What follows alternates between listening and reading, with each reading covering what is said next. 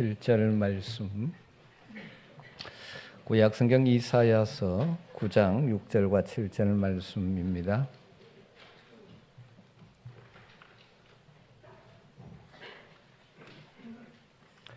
우리 다 같이 한 목소리로 말씀을 읽으십시다.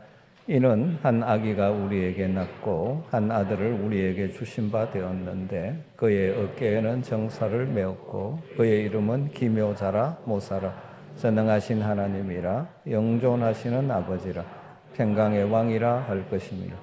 그 정사와 평강의 더함이 무궁하며 또 다윗의 왕자와 그의 나라에 군림하여 그 나라를 굳게 세우고 지금 이후로 영원히 정의와 공의로 그것을 보존하실 것이라. 만군의 여호와의 열심히 이를 이루시리라. 아멘. 2025년 성탄절이 다가오고 있습니다.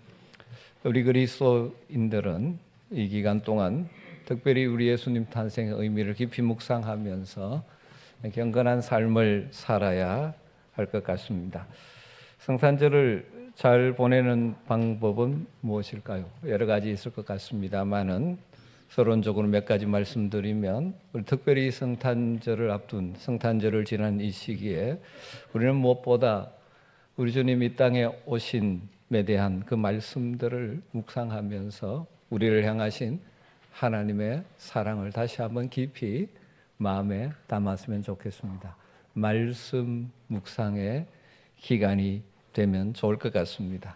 그리고 하나님의 놀라운 사랑을 받은 자로서 우리 주변을 돌아보고 우리에게 주신 것 감사하며 나누는 사랑의 실천의 기간이 된다면 하나님 기뻐하실 것 같습니다. 이번 한 주간 여러분과 여러분 가정만 보지 마시고 주변을 향하여 눈을 들고 하나님께서, 우리 주님께서 나를 통하여 나누기를 원하고 나를 통하여 격려하기를 원하는 우리 주변에 힘들어하는 사람들이 없는지를 돌아보며 우리의 사랑을 주님의 이름으로 흘려보내는 기회로 삼으시면 좋을 것 같습니다. 그리고 더 나아가서 우리 주변에 아직까지 우리의 구원자 되신 예수 그리스도를 만나지 못함으로 참된 인생의 의미를 모르고 이 땅만 바라보고 살아가는 자들에게 이 땅에 오신 예수님, 그로 말미암아 우리에게 주어진 놀라운 구원을 전하는 기회로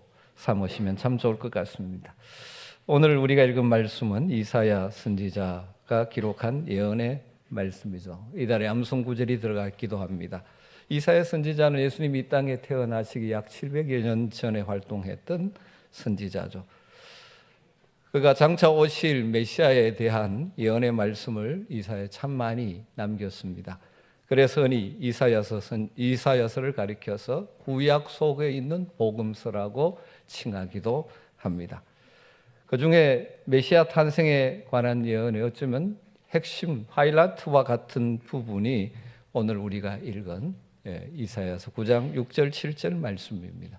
의미를 간단하게 한번 정리하고 말씀을 계속해 보면 좋을 것 같습니다. 6절에 이는 한 아기가 우리에게 낳고 한 아들을 우리에게 주신 바 되었는데 그의 어깨에는 정사를 메었고 그의 이름은 기묘자라 모사라 전능하신 하나님이라 영존하시는 아버지라 평강의 왕이라 할 것임이라. 여기서 한 아기, 한 아들은 메시아 구원자로 오시는 예수 그리스도를 가리키는 것이죠. 그런데 조금 이상한 것은 우리에게 낳고 이 예언을 하고 있으면서 지금 과거형으로 선포하고 있다는 것입니다. 우리에게 주신 바 되었는데 마찬가지 과거형으로 기록하고 있는 것입니다. 이어서 나오는 그 뒤에 정사를 메었고, 우리 번역은 과거처럼 번역했는데 그대로 원문에 보면 맬 것이고 영어로 will be on his shoulder, 그 어깨 위에 있을 것이다. 미래형이고요. 불려질 것이라 끝에 할 것임이라, 이제 평강의 왕이라 할 것임이라 이렇게 되는데 문자적으로 불려질 것이라 will be called, 이게 또 미래형입니다. 그런데 왜 앞부분은 과거형을 사용했을까요? 시제적으로 사실은 맞지 않죠. 이것이 성경에 나오는 특이한 어법 가운데 하나입니다. 미래에 일어날 일이죠. 지금 이사야 선지자는 미래를 내다보고 예언하고 있습니다. 그러나 미래의 일임에도 불구하고 하나님의 작정 가운데 100% 확실하게 이루어질 것을 말할 때는 과거형을 통해서 선언하는 것입니다. 이걸 이제 신학자들은 예언적 과거라 이렇게 표현을 합니다. 그럼 이처럼 아기로 인간의 몸을 입고 아기로 이 땅에 오시는 메시아의 탄생은 하나님의 확고한 구원의 계획이라는 것을 이사야 선지자는 선포하고 있는 것이죠. 그리고 때가 참에 하나님께서 그 아들 예수 그리스도를 이 땅에 보내주셨습니다. 그것이 우리가 성탄절이라고 하는 것이죠. 그리고 그 어깨에 정사를 메었다 할 때 정사라는 말은 더 쉽게 표현하면 왕권을 가리키는 거죠. 고대 국가 왕들은 흔히 왕권을 상징하는 열쇠를 어깨에 메거나 금사슬을 어깨에 걸쳤다고 하죠. 예수님은 왕이시라는 것입니다. 왕이시라. 다르게 말하면 하나님의 나라를 세우실 왕이시다. 그분은 그렇게 선언하는 것이죠. 그래서 메시아로 오시는 구원자 예수님이 예수님의 성품과 하실 일을 보여주는 이어지는 별칭들이 쭉 이어져 나오죠. 우리 번역 그대로 하면 기묘자라, 모사라, 그 다음에 전능하신 하나님, 영존하시는 아버지, 평강의 왕 이렇게 이어집니다.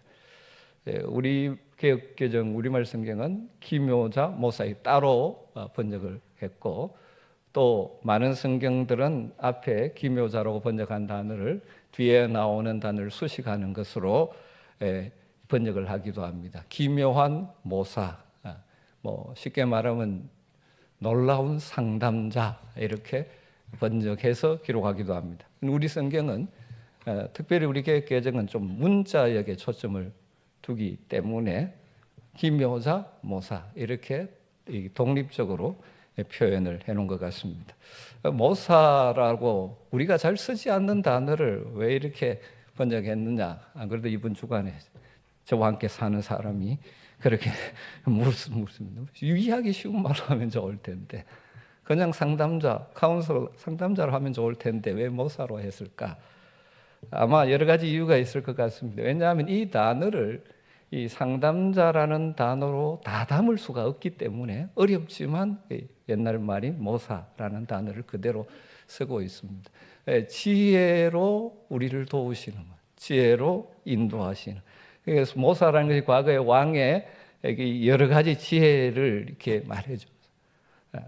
그래서 우리 인생의 살아감에 있어서 필요한 순간순간의 지혜를 공급해 주시고 지혜로 우리를 인도해 주시고 우리를 우호하시고 우리의 인생의 문제를 해결해 가시는 분, 그런 좀 폭넓은 의미로 이해하면 좋을 것 같습니다. 또 예수님은 전능하신 하나님이라고 선언하고 있죠. 하나님이시라는 것이죠. 인간의 몸을 입고 오셨지만 그분은 전능하신 하나님이시다. 그리고 영존하시는 아버지라고 또 말합니다. 영원하신 분으로 아버지 같은 보호자가 되신다. 그런 의미로 이해하면 좋을 것 같습니다. 성부 아버지 하나님 앞에서는 아들이지만 우리에게는 아버지 같은 사랑으로 우리를 지키시고 돌보시는 분이 우리 메시아, 우리의 구원자시라는 것입니다. 그리고 평강의 왕이라는 것은 세상의 왕처럼 칼과 힘으로 지배하고 다스리는 왕이 아니라 사랑으로 다스림으로 진정한 평화, 좀 온전함, 회복, 샬롬을 주시는 왕이시다.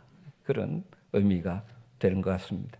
7절을 보면 좀 더 부차적으로 설명하죠. 그 정사와 평강의 다함이 무궁하며 또 다윗의 왕자와 그의 나라를 굳게 세우고 지금 이후로 영원히 정의와 공의로 그것을 보존하실 것이라. 만군의 여호와의 열심히 이를 이루시리라. 만왕의 왕으로 이 땅에 오신 예수님의 왕권, 그것은 영원할 것인데 그것은 다윗의 왕자를 계승한 것이라고 표현을 하고 있죠. 그렇지만 예수님은 다윗보다 월등한 하나님 나라의 왕이셔서 영원토록 공의와 정의로 다스리시는 왕이시다. 그 하나님의 나라를 세우시는 분이다. 이와 같이 메시아 그리스도가 오시는 것은 하나님의 열심, 하나님의 강렬한 사랑으로 반드시 성취될 것이다. 그런 예언인 것이죠. 사실 이사야서의 이 예언은 예수님의 초림으로 이루어졌고 주님 다시 오실 때 완성될 예언입니다. 그분은 우리에게 길모자가 되시고 모사가 되시고 전능하신 하나님이시고 영존하신 아버지요 평강의 왕으로서 우리 가운데 임재하시고 다스리시만 여전히 이 땅에는 사탄의 나라와의 갈등 속에 온전한 샬롬을 누리지는 못하지만 주님 다시 오실 때 이 하나님의 나라가 완성될 것입니다. 오늘 이 말씀 가운데 특별히 좀 더 세밀하게 나누고 싶은 것은 예수님의 별칭 가운데 첫 번째가 기묘자라는 것입니다. 예수님의 기묘자라고. 따르면 놀라우신 분이다. 이걸 기묘한 상담자로만 제한시킬 수도 있지만 그것보다는 더 포괄적으로 우리 주님은 놀라우신 분이다 하는 사실을 좀 더 생각해 보려고 합니다. 이 기묘자, 요즘 거의 안 쓰는 단어, 아마 번역하면서도 만든 단어 같습니다. 기묘하다는 말은 우리가 종종 씁니다. 기묘하다는 것은 희한하다, 놀랍다 그런 것이죠. 그래서 영어 성경에 이거 wonderful이라고 번역을 했습니다. 그러니까 이사야는 장차 오실 메시아 예수 그리스도는 놀라우신 분이다 라는 것을 강조하는 것이죠. 기묘자라는 사실을 좀 더 기억 남도록 굳이 영어로 표현한다면 wonderful Jesus, 우리에게 오신 분은 놀라우신 예수님이시다. 여러분 모든 면에서 우리 지금 정말 놀라우신 분입니다. 인간의 상상과 생각을 뛰어넘은 놀라운 분으로 우리에게 오셨습니다. 몇 가지만 생각해 볼까요? 구약을 보면 예수님에 대한 예언들이 학자들은 한 350여 회 나온다라고 합니다. 그중에 탄생과 관계된 예언만 해도 수십 번 되어지죠. 그 모든 것이 예수님을 통하여 정확하게 성취되었습니다. 그래서 특별히 마태복음을 보면 말씀하신 대로 이루어졌다라는 것이 얼마나 강조되는지 모르죠. 예를 들면 미가서 5장 2절에 메시아의 탄생지가 베들레헴이라고 예언되어 있습니다. 미가 선지자는 예수님 모시기 한 500여 년 전에 활동한 선지자죠. 그런데 성령으로 예수님을 잉태한 처녀 마리아는 실제 갈릴리 지역인 나사렛에 살고 있었지 않습니까? 베들레헴은 멀리 남쪽 유다 지방에 위치해 있습니다. 요즘처럼 그렇게 왕래가 빈번한 시대도 아니고 교통수단이 좋은 시대도 아닙니다. 어쩌면 현실적으로 이 예언이 성취되기가 불가능해 보이기도 하죠. 그런데 어떻게 되어집니까? 누가복음 2장의 기록에 의하면 기가 막히게 이 예언이 성취되어지는 것을 우리는 알 수 있지 않습니까? 로마 황제 아우구스투스가 명령을 하나 냅니다. 호적을 하라는 명령을 내리게 되죠. 이 로마 황제는 왜 내립니까? 식민지를 더 체계적으로 통치하기 위해서 내린 명령입니다. 그런데 하나님은 그 명령을 사용하셔서 이 놀라운 예언을 이루어 가신 것이죠. 요셉은 다윗의 후손으로 우리식으로 표현 본적지인 베들레헴, 그래서 만삭의 아내 마리아를 데리고 가는 것이죠. 바로 그곳에 머물 때 아기 예수가 탄생한 것입니다. 여러분 이런 식으로 구약의 다양한 예언들이 오신 예수님을 통하여 성취되었습니다. 몇 가지 예언도 아니고 여러 가지 예언들이 성취되었습니다. 여러분 우리 주님은 놀랍게 이 땅에 오신 분이십니다. 또한 우리 주님 어떻게 탄생하셨습니까? 동정녀 탄생, 처녀의 몸을 통해서 탄생하셨죠. 무죄하신 분으로 죄의 오염이 없이 인간의 몸을 입고 이 세상에 오셔서 우리의 온전한 구원을 이루기 위해서 하나님은 처녀의 몸을 통하여 그 아들을 보내셨습니다. 그래서 인간의 상식으로 생각하는 사람들은 믿을 수 없다, 이해할 수 없다라고 생각하죠. 왜냐하면 너무 놀라운 일이기 때문에. 여러분 그러나 우리가 믿는 하나님, 전능하신 하나님이라고 믿는다면 이 모든 일은 가능히 가능한 일이죠. 그 탄생도 놀라운 분이십니다. 여러분 우리 주님의 지상의 생애를 보면 기적과 놀라움의 연속이지 않습니까? 우리 주님 하신 말씀이나 그분의 사역 모두가 그랬습니다. 우리 주님의 말씀을 들으며 청중들이 감탄하고 놀랄 때도 많았습니다. 예를 들면 마태복음 7장 28절 29절에 예수께서 이 말씀을 마치심에 무리들이 그의 가르치심에 놀라니 이는 그 가르치시는 것이 권위 있는 자와 같고 그들의 서기관들과 같이 아니함이라. 그분의 가르침은 놀라운 것이었습니다. 그라사 광인에게서 귀신을 쫓아내어 주신 후에 치유된 그라사 이 사람이 동네에 들어가서 예수님을 전가하자 모든 사람들이 놀랐다라고 또 성경은 기록하고 있죠. 마가복음 5장 20절에 그가 가서 예수께서 자기에게 어떻게 큰 일을 행하셨는지를 때가 볼리에 전파하니 모든 사람이 놀랍게 여기더라. 우리 주님 놀라운 일을 하셨고 사람들이 놀랍게 여겼습니다. 풍랑을 잔잔케 하시자 제자들이 또 놀라게 되죠. 마태복음 8장 27절에 그 사람들이 놀랍게 여겨 이르되 이가 어떤 사람이기에 바람과 바다도 순종하는가. 우리 주님의 말씀들, 하시는 사역들, 이 땅의 모든 일이 놀라운 일들. 여러분, 그분의 죽음은 얼마나 놀라운 죽음입니까? 빌라도 총독이 처음에는 무죄를 선언했었습니다. 그러나 유대인들의 계속되는 요구에 자리의 위협을 느낀 빌라도가 십자가형을 집행하게 합니다. 무죄하신 분이 십자가를 지고 피 흘려 죽으신 것이죠.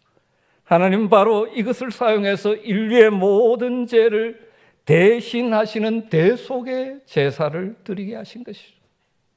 그래서 누구든지 예수 그리스도의 대속을 믿으면 죄 사함 받고 영생을 얻게 해주셨습니다. 죄를 심판하시는 하나님의 공의도 세우고 우리 인생을 사랑하시는 하나님의 사랑도 세우면서 우리 인간을 구원하셨으니 그 십자가의 죽음은 얼마나 절묘한 일입니다. 십자가에 달려 죽으신 예수님 돌무덤에 매장되었지만 사흘 만에 부활하셨습니다. 사망 권세를 이기신 것입니다. 그리고 부활 승천하셨습니다. 죽은 자가 다시 살아나는 일이 얼마나 놀라운 일입니까? 그리고 하나님 나라에 올라가셨습니다. 얼마나 놀라운 일이십니까? 그분이 지금도 하나님 보좌 우편에 계시죠. 이것이 우리로부터 멀리 있는 것 같지만 그런데 우리와 함께 우리 가운데 계시는 분이라고 성경은 말하고 있지 않습니까? 어떻게 가능합니까? 하나님의 영이요 예수의 영인 성령을 보내주셨기 때문이죠. 성령이 믿는 자들의 마음에 와 계시는 것입니다. 누구에게나 동시에 와 계시는 것이죠. 만일 예수님께서 성천하지 않고 육신의 몸을 입고 계셨다면 한 군데 계시면 다른 군데는 계실 수 없지 않습니까? 그의 영으로 지역과 공간과 시간을 초월하여 우리 가운데 일하시는 하나님. 놀라운 일이지 않습니까? 뿐만 아니라 성경은 하나님 보좌 우편에 계신 우리 주님 장차 다시 오셔서 하나님 나라를 완성하신다고 말씀하십니다. 그때 예수 믿고 구원받은 자들은 영광의 몸으로 부활해서 그 완성된 하나님의 나라에서 영생 복락을 누리게 될 것입니다. 우리의 구원자 되시는 예수님은 놀라우신 분이십니다. 처음부터 끝까지 기묘자라는 이름 그대로 놀라우신 분이십니다. 여러분, 이 놀라우신 기묘자 예수 그리스도를 믿는 성도들 또한 우리 주님으로 인해서 놀라운 인생을 살아갈 수 있는 줄로 믿습니다. 다르게 말하면 사람들이 이해할 수 없는 놀라운 삶을 우리가 살아갈 수 있는 것입니다. 요한복음서 기자인 사도 요한은 예수님을 목자로 우리를 양으로 비유하면서 예수님 이 땅에 오신 목적을 이렇게 표현했죠. 요한복음 10장 10절 내가 온 것은 양으로 생명을 얻게 하고 더 풍성히 얻게 하려 하는 것이라. 여기 단순히 여기 생명 단순한 목숨을 의미하지 않습니다. 헬라어로 조에, 영어로는 life, 우리의 삶, 우리에게 생명, 풍성한 삶을 주시기 위해서 오셨죠. 예수님은 기묘자 예수를 믿는 성도들을 찾아오셔서 우리의 삶에 놀라운 일을 하십니다. 참으로 영원한 생명을 가진 자다운 삶을 살게 하시는 것이죠. 이것도 참 많이 말씀드릴 수 있지만 오늘 한 두 가지로 말씀드리고 싶습니다. 예수님을 우리 마음에 모시면, 기묘자 놀라우신 그분을 우리 마음에 모시면 우리의 마음에 놀라운 변화가 일어납니다. 우리의 마음에 하나님의 나라가 임하는 것이죠. 예수님이 왕이 되셔서 내 마음을 다스리면 내 마음이 천국을 이루는 것입니다. 우리 흔히 심령천국이라고 표현하죠.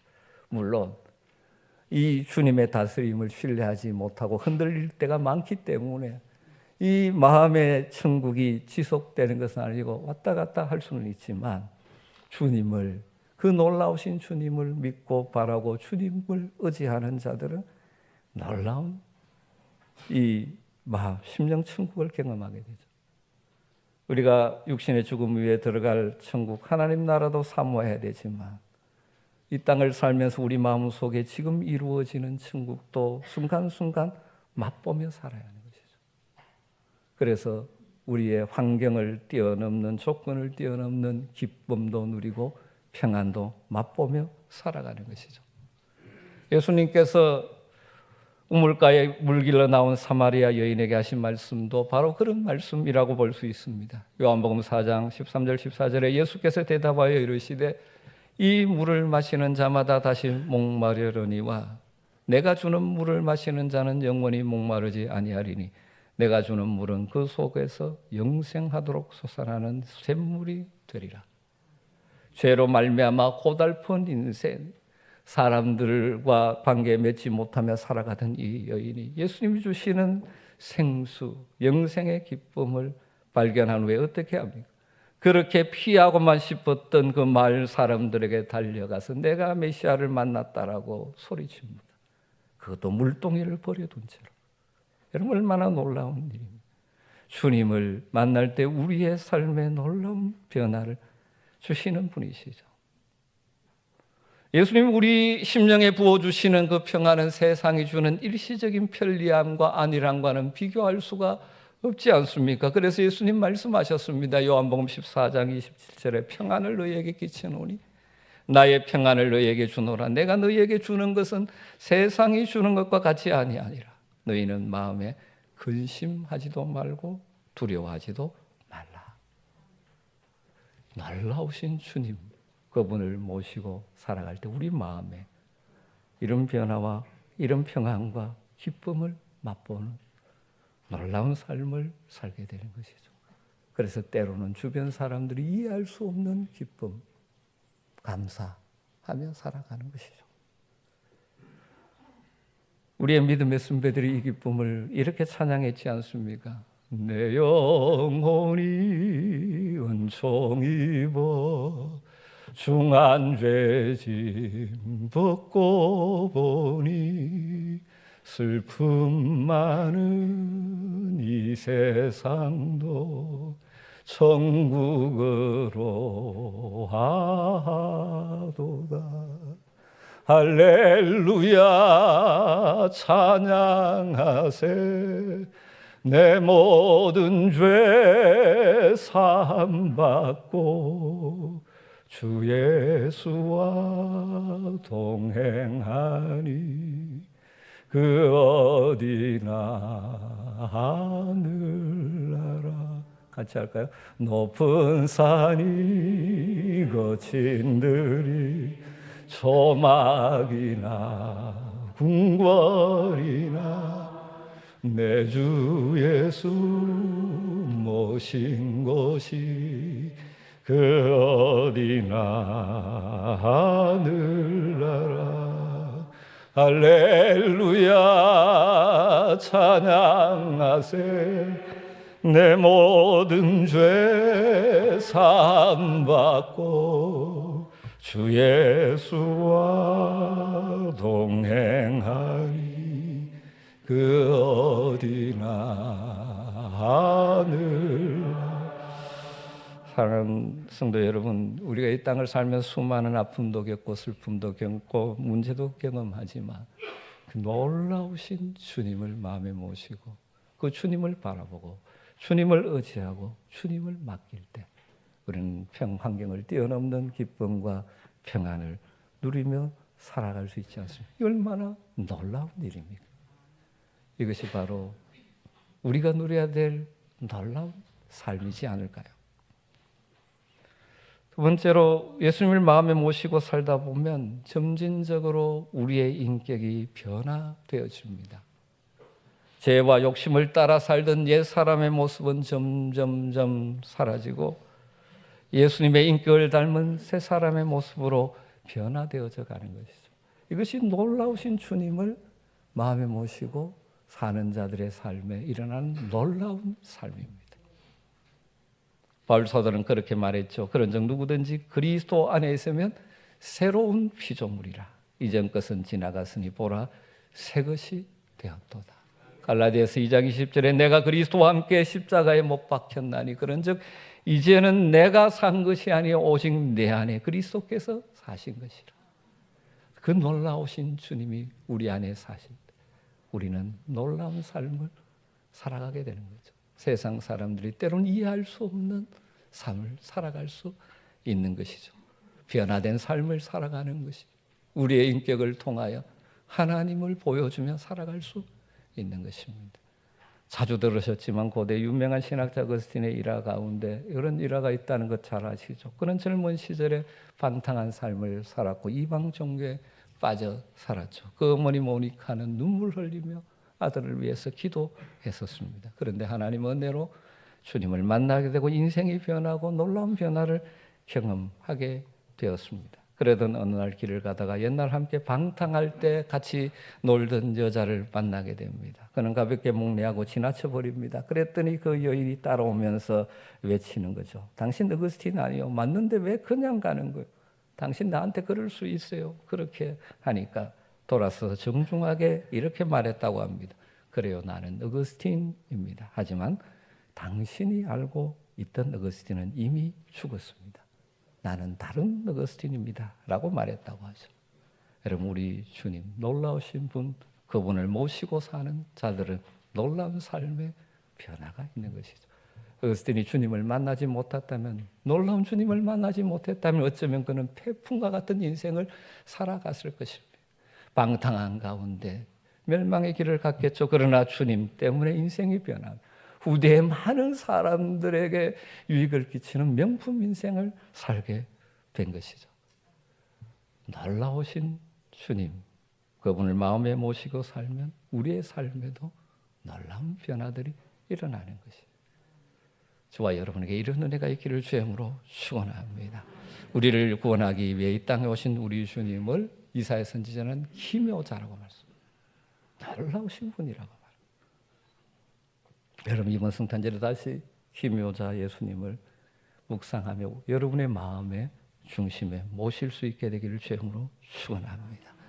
그분을 바라보시고 여러분의 아픔과 연약함들을 그분께 맡기고 올려드리고 그분의 다스림을 받고 그분의 능력을 덧입으시게 되기를 주임으로 축복합니다. 우리의 삶에 놀라운 변화를 맛보게 될 것입니다. 그런 은혜가 있기를 주임으로 축원합니다. 놀라우신 우리 주님, 내 마음을 다스림, 마음에 하나님의 나라를 맛보며 살아가는 복이 있기를 원합니다. 기묘자 예수님의 은혜와 능력을 덧입어 우리의 인격이 변화되어지고 우리의 삶이 정말 가치 있는 인생으로, 놀라운 인생으로 점점 더 변해가는 복이 있게 되기를 주임으로 축복합니다. 우리 주님은 원더풀 지저스, 기묘자이십니다. 주님을 모시고 주님을 붙들고 사는 우리는 원더풀 라이프, 명품 인생을 살게 될 것입니다. 우리 한번 따라할까요? 원더풀 지저스, 원더풀 라이프. 기도하십시다. 하나님, 이 성탄을 앞두고 다시 한번 이 땅에 오신 주님을 깊이 묵상합니다. 정말 놀라우신 우리 주님, 그분을 모시고 살 때 우리의 삶도 점점 더 명품 인생 될 줄로 믿습니다. 이 은혜가 우리 모두에게 구체화되고 실제화되어 나타나게 하여 주시옵소서. 예수님의 이름으로 기도드리옵나이다.